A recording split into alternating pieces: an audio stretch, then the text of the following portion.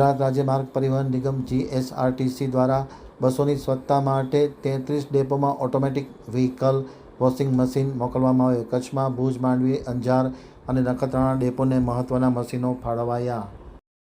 હવે જોઈએ અંજારથી આમતક ન્યૂઝ બ્યુરોનો એક વિસ્તૃત અહેવાલ. ગુજરાત રાજ્ય માર્ગ પરિવહન નિગમ GSRTC દ્વારા બસોની સ્વચ્છતા માટે એક મહત્વપૂર્ણ પહેલ કરવામાં આવી છે.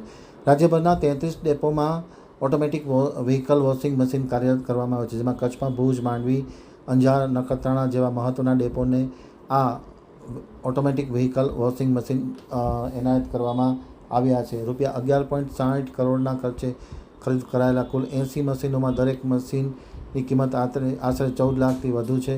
મશીનો માત્ર 5 થી 7 મિનિટમાં બસના આગળ, પાછળ અને બાજુના તમામ ભાગોને અંદરથી સંપૂર્ણ સફાઈ કરી નાખે છે. સ્લીપર, એક્સપ્રેસ, વોલ્વો અને મિની બસ જેવી તમામ બસોને આ ટેકનોલોજીથી ધોઈ શકાય છે. GSRTC દ્વારા 40થી વધુ ST ડેપોને આવા મશીનો ફાળવવામાં આવ્યા છે, જે મુસાફરો માટે ખૂબ જ આનંદની વાત છે.